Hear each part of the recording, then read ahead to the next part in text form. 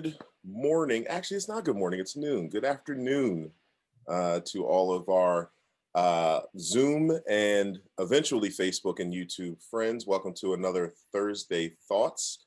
I'm really excited to be back for yet another week. I think, Kevin, this is probably like our 10th. I feel it's very anniversary-esque. This is like our 10th Thursday Thoughts, and I think the series has been pretty successful so far. What do you think? It has been. I wish we were prepared with that number. I don't know if we've hit double digits or not, but we're pretty close if we haven't.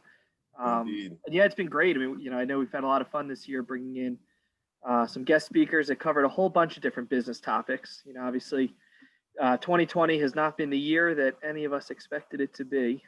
Everybody had different plans going into it, and the outcomes coming out of it are sure looking a lot different than we expected it to. But it's been a lot of fun. We were, for us at Navitas, we were able to integrate this Thursday Thoughts series. And, it's been great bringing in, some experts and speakers from other business areas. We're not just talking about marketing. And I know we've got a great topic today. I mean, who gets excited? Everybody gets excited when it comes to budgeting, right? And, how to spend and finance. And, I know today's going to be a great conversation. I'm excited. Yeah. And just like you said, 2020 has been a different year, and it makes conversations like these even more important because you're not really doing things like you used to. The chat today about budgeting today is so much different than it was last year. So it's really good to have this platform to be able to chat with folks and kind of give them some insight into how to best move their business forward. And to that note, I'm excited to introduce a good friend of mine, Chris Crail. Welcome to Thursday Thoughts, Chris. Hi, thank you. Thanks for having me on today. I really appreciate it. Yeah, not a problem. I do anything for a fellow Al. So, shout out to Temple University, and Al specifically, the School of Sport Tourism and Hospitality Management. Yes, TU, I heard that. So I want to introduce you folks to Chris right quick. I'm going to read a quick little bio about Chris, and let me not cover your face here with my screen. There we go. So Chris Crail, he is a financial coach with Primerica Financial. He has been in the industry for over 8 years and has been helping families learn more about how money works. Chris graduated from Temple University and has a background in sports and athletics. He has used that knowledge to bring a simplified coaching approach to various financial topics. Chris enjoys helping people as well as finding ways to give back to the community. He helps to run a nonprofit networking group that meets monthly and highlights local nonprofits to raise awareness and attract volunteers, gain donations, et cetera, et cetera. So a quick virtual round of applause for Chris. Really thank you for being here. And I relate very much to that, Chris. I love helping people. I know nothing about helping people with finances. I'm working on making myself better in that area, but that's why it's good to have friends like you who can give some sound advice and tips. So again, thanks for being here today, man. Yeah, thank you. Thanks for that warm introduction. You make me sound pretty good, so I appreciate it. It's all factual, man. It's all factual. So wanted to get into this. So really what we're going to discuss today is budgets in 2020, because again, this has been a very unique year. Things have changed quite a bit, of course, due to our friend COVID. It's forced all of us to make tough decisions and make adjustments on how to manage our businesses and households. And the thing here is we're kind of focused on business, but I couldn't leave out your household budgeting and what you're doing internally, because quite frankly, my business is now run out of my household. The two have now been merged this year. And that seems to be a case for a lot of different folks. So we just wanted to kind of briefly just talk about the state of what we're dealing with here in 2020. And there's a couple main topics in this space that I wanted to touch on. First was cutting back on expenses. And I'll let you jump into this, Chris, a little bit, because I think was like the first thing that people did, March, April, was like, what do I have that I'm paying for that I don't need? We'll speak a little bit towards that. What are some of the things that most people are cutting back on? Yeah, definitely. And I think, not many times people don't pay close attention to where their money's going every month, whether it be a personal or business And I think that this whole situation, especially for people who lost income or lost revenue, has caused them to look at those expenses a lot closer and figure out which ones might be able to cut, or at least trim down a little bit. And yeah, so I've seen, a lot of different ways, that businesses have cut back, in a variety of ways, maybe different, utilities, things like that, if they can, cut down their costs there. Looking at, a lot of people have cut advertising, although that could also potentially be a bad thing, depending, if your business relies on advertising. There's so many different ways that you can look, but the first key for people really, and I think most businesses and even, individuals have done this by now, is really just seeing what those expenses are, on a monthly basis, and knowing exactly how much they're spending. Because a lot of times there is overspending, and they can Right. just paying attention to it, and really realizing like, oh, wow, that, that part of my budget could be, decreased a little bit. That's the first key, is just really noticing what's there and what ways they could maybe cut back a bit. No, that makes I think there's kind of, two parts to that also. One is looking back at what have we been paying for that we didn't need to be. Because sometimes, especially today, in today's world, we live in this, subscription-based society where, even software, like, you don't buy software anymore. You pay a monthly subscription to use software. So I think part of it is what, looking back, what have we been spending on that we didn't need to be? And then, of course, now that we are in this, COVID-19 world and businesses have adjusted, how have those adjustments that we've made in the past 6 or 8 months changed what we need, today? I think it kind of goes both ways there, looking historically and then really looking at what has changed, now. right. That makes perfect sense. I haven't been one to really do this. I've wanted to get into investing. I've even downloaded some of those apps like Robinhood and some of the other stuff. I never really dived into that space. But, once you have your business to a certain level, usually investing is a part of how you end up growing. And are you noticing that people are not investing as much or just stopped investing altogether? For the most part, what I've seen is the majority of people are still doing the same amount of investing. Really? Um, as much as obviously there are a lot of people that have been negatively impacted by this, there are a lot of people that their businesses are better than they've ever had. I mean, I've talked to several business owners that this is the best year they've ever had. And obviously it just depends on the business, depends on, if they've been able to remain open this whole time, if they had to shut down for a while, a lot of different factors there. But I have noticed that, most have still been able to do what they were doing. Some even been able to do more.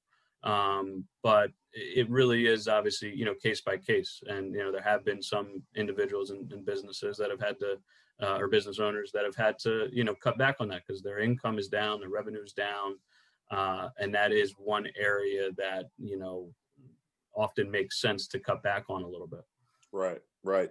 And sidebar, if you have a business that does outdoor heating, you're probably doing pretty good because I think that's a big need for the restaurant industry nowadays. Another big thing here is bill trimming, and I look at this on a more personal level than a business level.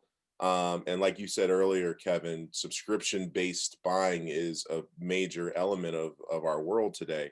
And me personally, between having, Netflix and Hulu and, different programs that I have on my computer, like I really had to take inventory and go, is this necessary? Like, how often do I use this? Because sometimes you don't think, 15, $20 a month, oh, it's not that bad. But you're also thinking for the year, you're spending a lot of money for that particular item. And you have to do that balance of do I need it or not because of the tight budgets. Are there any sort of like subscriptions you guys have canceled, this year due to, maybe wanting to cut back during this pandemic?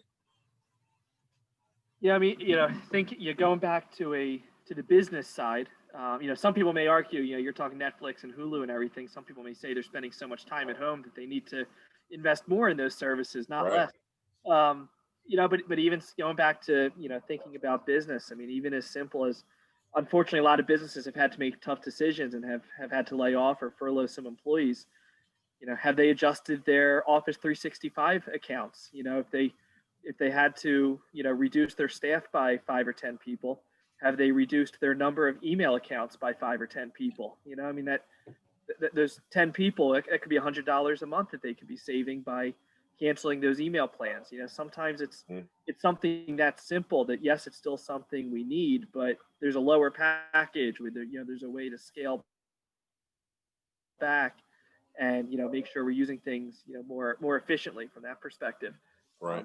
Business is still operating. We still need everything we need. We just don't need as much of it. Right. Yeah. No, I would definitely agree with that. And I agree with you, Zach, that I think, that's probably more common on the individual level, with things. I think things like, Netflix and Hulu and stuff probably have actually gained from this situation, because I think it's been more people, at least in my conversations, more people that have maybe cut back on the cable and said, I'm going to get rid of my cable, but I'll move to Netflix or Hulu or these other, subscription programs, because obviously it's more cost effective. And then, same thing with other utilities, electric, it's one way, you can often save money there by, maybe going with a different supplier or, going to a budget billing or different things like that. So that's one big way.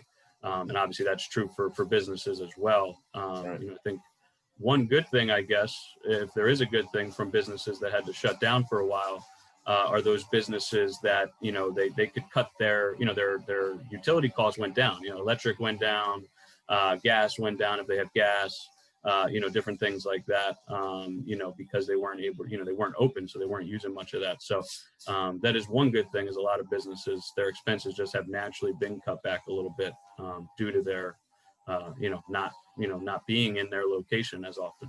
Right. Right. And there are so many things that you don't even think about. I mean, how many businesses are responsible for their own trash collection? And guess what? We don't need our dumpster emptied on a weekly basis. We now need it on a monthly basis. Mm-hmm. Do they have that option of changing? I mean, it may sound like a little thing, which it is, but you get a few little things, and it adds up to something fairly significant. Right. Right. That's a very good point. So speaking of that, let's talk about some of the money issues that businesses are having this season. And these were some of the main questions that we thought of. And we're going to dive into each one of these. First, it was, I'm not making enough revenue for my expenses. What should I do? And I know that's a big issue for a lot of businesses. Another question was, should I apply for temporary relief for my debt? And I'm really interested in hearing your thoughts on that, Chris. And then the last question we had was, where can I save money instead of laying off people? Which I think all three of these are very important for businesses. But to dive into this first one, I'm not making enough revenue for my expenses. What should I do? What would you suggest if someone's in that position, Chris? Yeah, I mean, that's definitely a big thing. And I've talked to, several business owners that are in this situation right now, or at least were at some point during this stretch. And, a big part of it is it's really on both sides. I mean, one, we already just talked about a little bit, but cutting back on the expenses is part of it, right? We can, even though our revenue might be down, we can limit our expenses a little bit. So that's part of it. But also, finding alternative ways to produce revenue. For example, if you have a building, that you rent or own, I'll use an example of a gym, right? If you have a gym, even if you have been open, you're not open, 24 hours a day, typically, if you're like a little small gym. And so maybe you could, rent the gym out to, someone who maybe does yoga, or, maybe a personal trainer who works for himself or herself, or something like that. And maybe, produce some other ways of revenue that maybe you didn't need before, but now, you have that opportunity, and it's possible you could even continue that, even after things normalize. So there's definitely some ways where you can, pivot, or even just, adapt to be able to, add some additional, revenue. And I think, the majority of businesses have different ways in which they can, add some revenue. I know, for another example, I've talked to several, I actually know a couple business owners in the promotional products world. And obviously, because of the lack of events this year, promotional products are not anywhere near what they normally would be. Right. But the majority of them have been able to sustain by selling PPE and other types of things like that. not even all, I mean, some people do it promotionally, putting their business on there, but even not, just because they need it for their business. And so a lot of those promotional companies have been able to sustain, and some of them even thrive through, making some of those adjustments. Gotcha. I mean, Gotcha. how many breweries did you see that started making hand sanitizer? How many Yeah. manufacturing plants did you see start making the face masks? I think even just being honest with yourself, looking at your business model and knowing that certain products or services will be popular right now and some won't be, you got to embrace it. I mean, how many restaurants have cut their menus in half? And it's not because, they're trying to simplify things. It's because they know certain items lend themselves well to takeout and certain items don't. Nobody wants to come home and have soggy food, because they've been in a container collecting steam. We have our marketing agency, which thankfully has been, business as usual for the most part. But on the print side of our business, just as you said, there's not, we have our printing company, the Homework Group. And guess what? We usually do a lot of trade shows. There were no trade shows this year. We do a lot of, training seminars and conferences and meetings, and that stuff didn't happen. But we do have certain services and products that were still needed during this time, and that's what we promoted. We didn't promote trade show signage because we know you don't need it right now. We'd love to do it, but we know it's not necessary. But we have services that we know are needed, and that's what we had to focus on. Mm-hmm.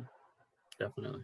Right. And I think, one thing, even for me, like I've been an entrepreneur for the last 5 years. And this year, I've been trying to coin this term pivotpreneur, and being able to make these adjustments and help, Navitas clients and other folks make these adjustments in their business. And I think the one thing that really kind of stuck out to me was, no matter what space you're in, there can be some elements where you just tweak it a little bit and you're still in your same space. And I you mentioned events earlier. I have a lot of friends who are event planners, and they've been decimated with events being canceled left and right. But as I was speaking to them, I said, well, what if you went to sort of a space where you learned how to produce virtual events? There's various programs you can learn, courses you can take, and be able to provide a virtual event experience to your clients who right now, even though they're not doing in-person events, they're still craving interaction with their audience. How can you be someone who provides that? And that was a really good pivot. And some of those folks are thriving. They have so many virtual events that they are helping people plan that, they need even more assistance in getting them done. And they're actually able to work a little more efficiently in that virtual space than they were having to deal with different vendors and venues and all that. Now it's actually a little bit more simplified. I even know a few that don't want to go back to doing in-person events. They rather continue to build a virtual event presence for their company. So I think exploring those additional revenue sources and becoming a pivotpreneur, so to speak, are really key in ways to get through this. So our next question here was, should I apply for temporary relief for my debt? And there were two things that, we touched on earlier, Chris, that I would love for you to explain to the folks watching. It was grants and then asking about debt payment deferment. Give us a little detail on both of those. Yeah, sure. So I mean, with grants, I mean, I guess first, and I mean, everyone knows about this, so already at this point, but obviously we had the PPP loans this year, and in most cases, those are going to be forgiven and stuff. So, that was obviously a great opportunity for businesses to be able to get some money that they very much needed, obviously, because just about every business was closed for the first, month or two of this. But then, after that, a lot of grants started to open up. There's always grants out there for small businesses, but this year there's a lot more out there. Some federal, but there's also a lot of Pennsylvania, and then even depending on your county, I know there was several Montgomery County grants, Bucks County grants, Philadelphia County grants, things like that. And so there were several of them out there, that had, popped up, and some of them are still coming out, or they're continuing them, I should say. There's a lot of options out there for people. And typically, as long as you can prove, that your business was, earning revenue, and, you can prove that you're a solvent business, you typically can get approved for some of those grants. And so I've seen several businesses been able to, access some of those that have really helped them, sustain because of their, revenue being down right now. Right. So there's, a lot of different, sources out there.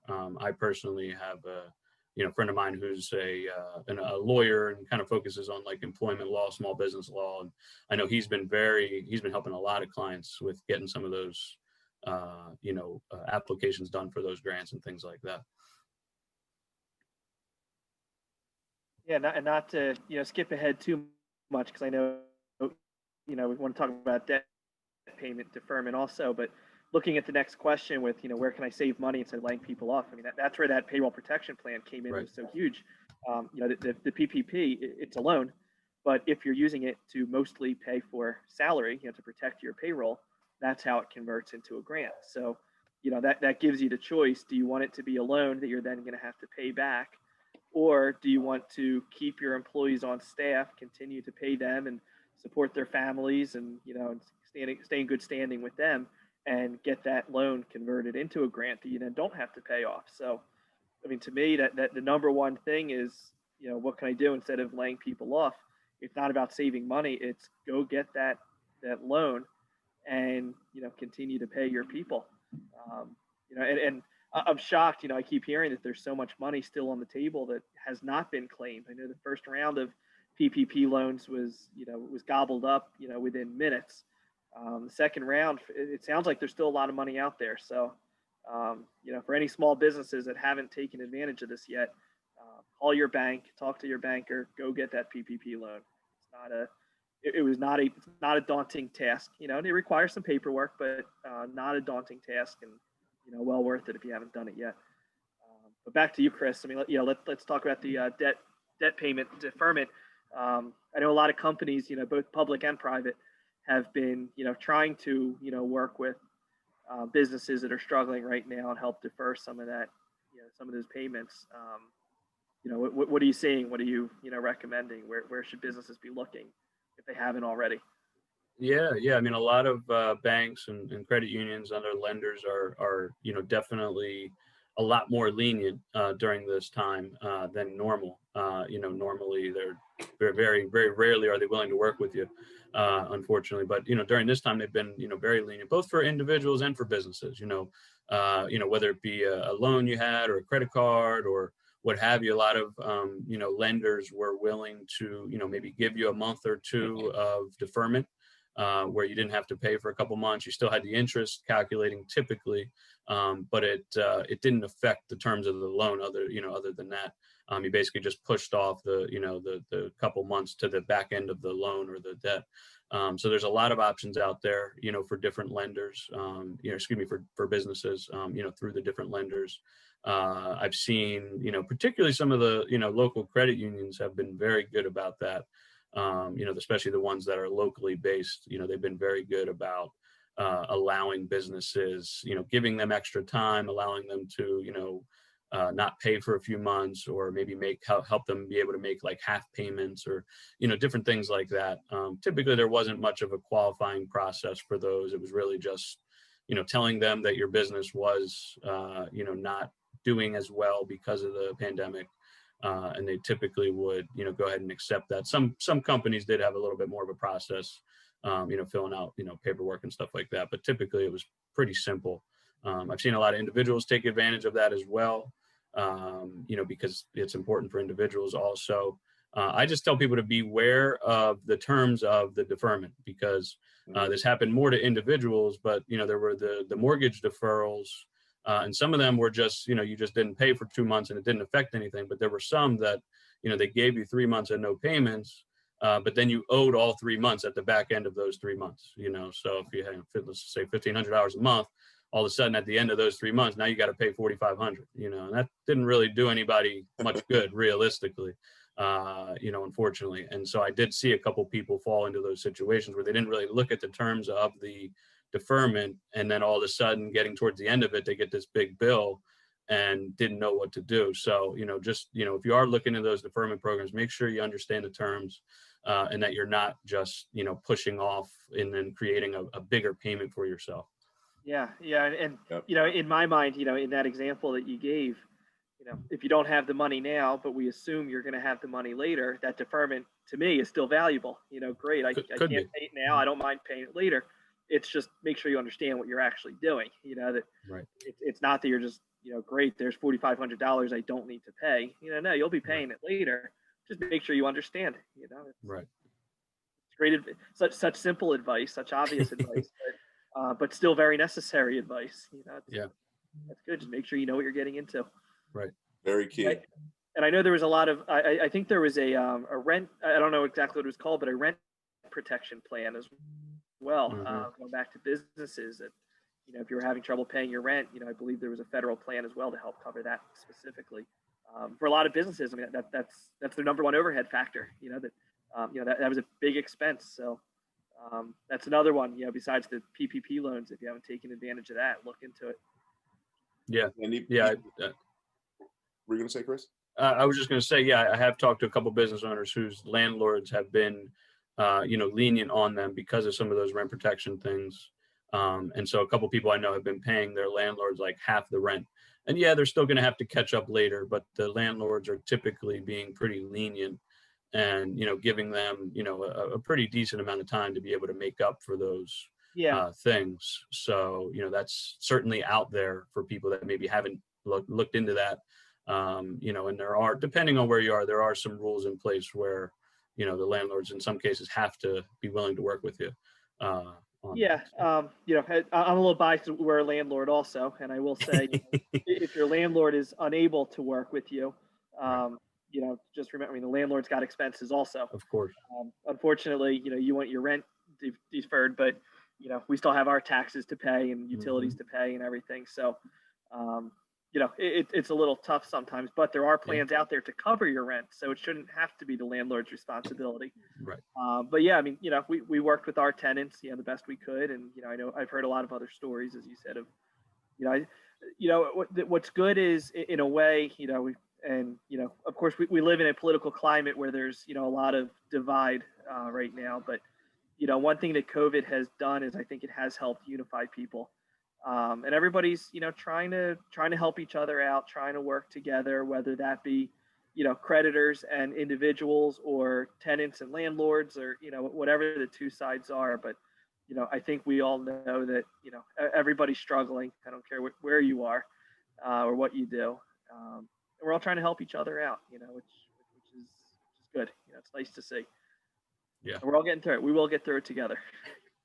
Indeed. And I actually even know in a few scenarios, and not to say it's the way someone wanted their business to go, but then sometimes it's a blessing in disguise, are the businesses that have been, having difficulty paying rent, moved to a virtual format for their business and found out that they can operate their business virtually without really needing brick and mortar space. And for them, they're now being more efficient, saving more money because of this unfortunate circumstance. So for a handful of businesses, I'm sure that's worked out like that. And they've benefited. But just in general, it's, like I said, it's an unprecedented time. So, it's different directions and different angles for pretty much every business out there. There's not really a cookie cutter answer for anyone. But let's get on to the one of the most important things here is, people. I think, that is the real big key is, what do you do with those folks who are part of your culture, part of your business success, the people you care about. I've always been one that when I work with folks, it's beyond a working relationship. I genuinely care about the people that I work with, and most people who are in a hiring position or running a business feel the same way. So where can you save money, instead of laying off people? Because that's really like a last case resort. And we'll go in depth on these two things a little bit here, but these are the two that you mentioned to me: cutting back on hours and moving to different free forms of advertisement. So first, about the hours, give us a little bit about that, Chris. I don't think it's as simple as, hey, you just work 6 hours instead of 8. There has to be sort of a rhyme and reason and strategy towards that cutting back. Right, exactly. And actually, before I even hit the hours, I'll go back to what Kevin was saying before about, the PPP and things like that. That's why those programs were there. That was the whole purpose of the program, so that people didn't get laid off. I mean, that was really the whole purpose. And unfortunately, there were many businesses that, took those loans or those loans or grants and still laid people off, which, obviously that's part of why that first round went so quick. But anyway, not to, talk about that, but there are a lot of programs out there where you can get access to some of those funds, to where hopefully you don't have to even talk about, the cutting back on hours and things like that. So, like Kevin said, there are still, some monies out there for people that maybe haven't, looked into that yet. If you're hitting a point where you might need some of that, definitely makes sense to look into that first, before anything else. But yeah, I mean, cutting back on hours is an option. I'd actually heard of several businesses, even some big time businesses, that in the beginning of all this, had all their employees cut back to 4 days, or like you said, work 6 hours instead of eight hours. But then unfortunately what happened was a lot of them still ended up laying people off. And so they didn't have that plan in place like you talked about. They just were like, oh, we'll cut this back and then everything will be fine in a couple of weeks. If it's hard to remember now, but I know thinking back to March, I think most of us thought this was going to be, 2 weeks or a month and things will normalize. And obviously it has not, at all for many of us. And so, a lot of businesses that, thought very short term, it didn't really work out for. So, but anyway, but there are some ways where you can, maybe adjust hours, with people, have them, maybe, take off, on Fridays, or something like that. And, if you do it the right way, and maybe you rotate people around, to where, hey, you're going to get off, every other Friday, and then you have someone else take off, the opposite Fridays or something like that. There's obviously a lot of variety depending on your business and what you need. Because you still need to run your business. You can't just let people, not come in. You still need to, be able to operate your business. But, having something there that shows people that, you really want to keep them, but due to, financial restrictions, you can't, keep everybody at the normal hours, at least for a temporary period of time. And just being able to work with your people, to be able to do that. And, obviously I think it would be important, if you can, to have a plan in place to maybe make up for that once things normalize, to be able to say, hey, listen, I need to cut back on you now, but we'll make this right, 3 months from now or 6 months from now, or have that, be able to, correct, the fact that you had to cut those people back a little bit. So, it's certainly not ideal, but it is better than laying people off, I think, if you are stressed to that point. Because I think most people would rather have their job and, lose a few bucks than just get laid off altogether, Right. because of the uncertainty and the, obviously, many challenges that come with that. Yeah, and all good points. And another thing earlier we were talking about, your business pivoting, and the ability for your business to pivot is only as good as the employees that you have. So, I also like the idea of, take a step back from the business, look at the individuals who are the reason you're in business, the reason that you're able to operate, and what is their skill set, and what abilities do they have that maybe you've never tapped into before, that would allow your business to pivot because of their skills, what they can offer. Or maybe a particular person's job role isn't really necessary right now, but we could cross train them, and we know that they could help out in this other area, which may not be exactly what they were hired to do. But just as you said, Chris, they'd rather, whether it's cutting a few hours or pivoting and learning a new skill set, sometimes it's a very welcome change, and sometimes it's just the best that we can do to at least keep them active and keep them employed. But I think that's a good thing too, is just look at the individuals that you have and think about what else could they be doing. How else could they benefit our company in ways that we haven't utilized before. Right. Definitely. Right. And this last point kind of moves us into our last topic, moving to different or free forms of advertising. To get a little more deeper into that, the question is, how do I get more clients without spending money? That's really the key there. How am I able to push this business forward and grow, but I don't have the budget to do it? And the first thing, you know, that I always tell folks is take advantage of social media. Granted, you know, there are ways to spend money on social media. You can still advertise on those platforms, but on a basic level, social media is free.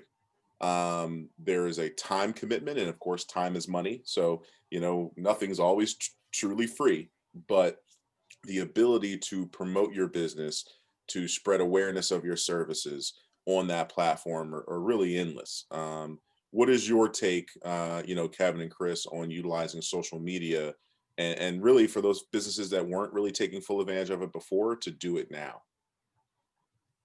Yeah, I think they're, you know, probably the biggest pushback that we get on that topic, Zach, is, you know, I'm a B2B business, you know, we do this or we do that, and social media is not appropriate for us.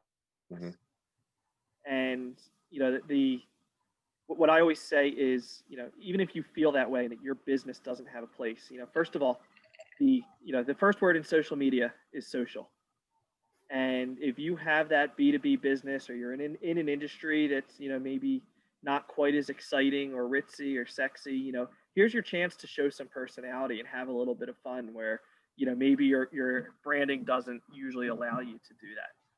The second piece that I like to point out is, even if you're trying to reach a business, you know, a business is nothing more than a whole bunch of individuals together. And those individuals are on social media. You know, you can, you know, you can pretty much guarantee that they're on social. So the bigger thing, I think, is trying to figure out what type of individual are you trying to reach. You know, and what, you know, one of the buzzwords we use in marketing is persona, audiences. So, you know, who are you trying to reach within that individual? What does that person look like? Well, you know, what do they do in their spare time? What are their pain points? You know, what are their demographics? And finding ways to reach those people, you know, in those appropriate ways. You know, there's always a way to utilize social media to reach the right people. You just need to strategize and figure out, you know, who are you trying to reach and what is the best way to reach them. Yeah, I think every business has a place on social media. Fully Yeah, agreed. I would definitely agree with you there, Kevin. And I am certainly not the expert on that. I'm sure you guys are much better at the social media side. But you know, it's definitely for businesses that maybe weren't on there or didn't have much of a presence. You know, it's been a great time for them to be able to take advantage of that.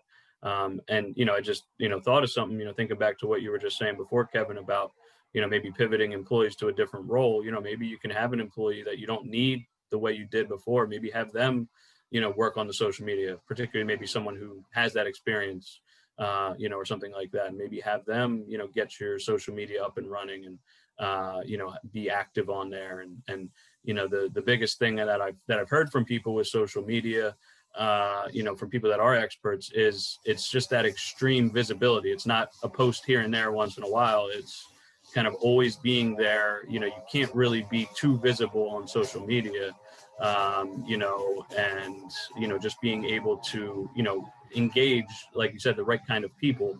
And that's obviously different for, you know, whatever your business is, but just being able to, you know, find those right people, you know, that you want to reach, and utilizing all the different platforms to do that. So I think what I should have done on this slide was capitalize the word full, take full advantage yes, yes. of social media, because there's a lot of opportunity there. I'm gonna give these I'm pretty next two. impressed though. That was pretty good social media talk from the finance guy. Talk about pivoting. That was pretty impressive, Chris. Right? That's because he's temple made, man. That's how we get. It's got to be it. I need to take my own advice there. And just to think we've gone to Drexel, that really would have been an incredible statement. Here we go. Here comes the dragon talking. So let's move on to two things that are closely related. One thing is, as I've always told people, go back to the well. You know, returning customers, they can often be a great source of business because they're already used to your quality service or product. Now, clearly, this isn't a broad statement for every business. Like I said, not every business is relating to customers that sometimes they're offering something that's a one-off and someone doesn't need it again. But for a lot of businesses, you can actually figure out ways to go back to the people who already spent with you, who've already invested time, energy, money into your product or service, and provide an offer to them to come back and do it again. As long as you've given them a positive experience, as long as they've enjoyed your service, this is like low hanging fruit. And I think I kind of blend that with this third item is developing a referral program. So those customers who have utilized you, outside of them coming back, figuring out a way that they can refer business to you, thus growing, your ability to bring in clientele without having to spend dollars. I think both of those kind of can go hand in hand, and I implore every business to to implement those sorts of strategies in their sales efforts. What do you say on that, Kevin? Because I know you're big on this as well, so I want to hear your thoughts. Sure, and I'm going to add something to it also, that if you go after those prior customers and you're unable to bring them back in as repeat business, ask them for an online review, ask for a testimonial. We know that so much so much preparation and search is done online before the initial interaction with a business, and you've got to embrace that. So somebody who won't come back, ask them for that online review, and guess what? That's going to help bullet point number one, because now you've got content that you can also put on social media. Take it from your Google My Business listing or your Yelp review or wherever they left it for you, and share it on social media. And by the way, the referral program, indirectly, that's going to help, because again, people are doing their research before they reach out to you. They say that 80% of the sales process is already complete before the initial interaction with the business. That means they're already doing their research on your website. They're looking at competitors. They're looking at online reviews. They're asking their community Facebook group, what do you think of these guys? And by the time they finally reach out to you, the process is 80% there. It's just your job to seal the deal at that point. Don't screw it up. So, I think that's huge. Even if you can't bring them back as business, there's still value. Ask them for that testimonial, ask for that online review. It's also going to do a boost for your search engine optimization, your search presence. There's so much value to that. I think that's about it. That's all I got for that one.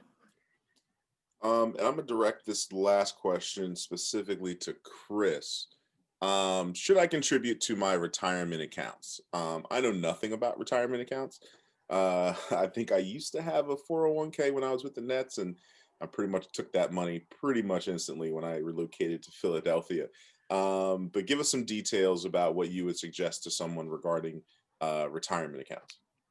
Sure. Yeah. And there's I guess there's a lot of different factors. If you're a business owner, you have the, contributing to your own account, but also if you have a business retirement account for your employees, and obviously this depends on the size of your business and all that. But, you have a couple different ways to look at that. But one key way, one key thing that people, can always remember is with contributing to retirement accounts, you have until the following tax day. So, for next year, you have till tax day, April 2021, which I imagine is the 15th or right around the 15th, to be able to contribute to that account. So, you have time to decide. You don't need to, decide now, am I putting in or am I not? Now, obviously, if you have a 401k that you're putting in, every time your employees get paid, that's a little bit different, and you may kind of have to put in. You as the business owner, could maybe choose to not put into your own account or something like that if you chose to. But that all depends. It's a very specific, depending on the type of retirement account. What you might have set up for your employees, whether you have to contribute or not. Sometimes you might have to contribute. But there's always ways of adjusting, some of those things. And so, just like I said, a lot of times, even when you do have a retirement plan you have to contribute to, you can still typically wait till the following year to contribute. So you don't have to make those contributions now. If you have like what's it called? A profit sharing plan, for example, you're sharing a portion of your profits that you made for the year. And so typically most businesses don't even decide what they're going to put in until the following, till January or February anyway. So, a lot of times you can just wait and kind of see how the year turns out to determine if you're going to, do that. But like I said, that's so, very hyper specific depending on, what type of retirement plan you have, whether it be a 401k or a simple IRA or SEP IRA. Not going to go into all those details certainly right now, but, really there's so many different rules about, how those all work. But with all of them, you have time to wait. You don't need to go ahead and, make those contributions. Gotcha. And same for individuals, same thing with individuals. If you're, contributing, if you're self-employed, or, you own a business and you don't have a plan for your employees, but you personally put in, you can wait. You don't need to decide now. You have that time to, determine, what your income is at, or what your, budget looks like, come later. And so, typically, it is good to do it throughout the year, but in a situation like this, I think it's probably best for most people to just, wait until you really see how the year ends up. Yeah, and I know sometimes having a financial advisor, financial coach can be really helpful because and I'm certainly not an expert on this, but I know that there are certain contributions you can make that are tax deductible and certain that aren't. But sometimes if you have a tax deductible contribution, if it's lowering your taxable income at the end of the year, it may not, that contribution may not be costing you quite as much as you think it is, because it's going to save you money on this side also. So that's always, part of the equation also. And, certainly something to consider, that bigger picture, sometimes it's more than just the task at hand. Right. And I'll just, hit, thanks for, mentioning that, it is oftentimes it is a lot of tax deductions that go in. And let's say, for example, you're a business and you don't even have a plan set up yet, but maybe you were considering it.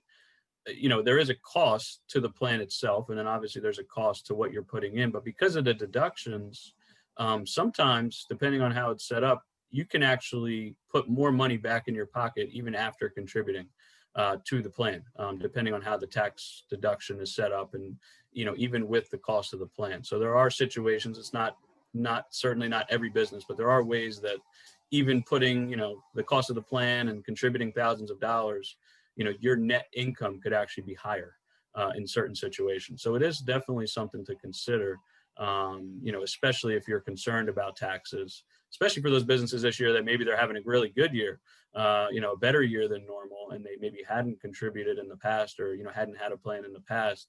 It might be a good year to do that, because if you made more money this year, you do have to worry about taxes. It's going to be higher this year for you. So, just finding ways to limit those taxes, and make some more deductions for yourself is definitely helpful. Yeah. I know as a business owner, I'd much rather, if I was in that situation, I'd much rather help out my employees than pay higher taxes to the government. Right. That's an easy one. Definitely. Well, no, this was awesome. I do appreciate the time and coming to drop some knowledge on us, Chris. I really, really do. Now, unfortunately, Facebook and Zoom were not playing well together this morning, so we're not live on Facebook with this broadcast. So I'm assuming we don't have any questions from that platform. If we did, that would be pretty weird. And we don't have any questions here in the chat. So I don't know if there's anything you wanted to ask Kevin before we depart. I will say this: I apologize to the viewers for wearing my shirt that seems to be the exact same color as my background. I didn't really notice that till pretty late in the game, but yeah, little distracting. But did you have anything to add, Kevin? No, I mean, I'm going to assume, we've got Chris's contact information up there, and I'm, obviously, we have our live session here on Zoom right now, but of course, we always share the videos on YouTube and on social media. So anyone who's not watching right now on October 8th, maybe watching tomorrow, maybe watching a month from now, and I'm going to speak for Chris and say that anyone that's not asking questions right now on this live session is welcome to reach out to Chris later and, ask those questions at a later date. Of course, you're welcome to, reach out to Zach and me. You've got that email address, energy@navitasmarketing.com. If you have financial questions, I don't recommend using our email address.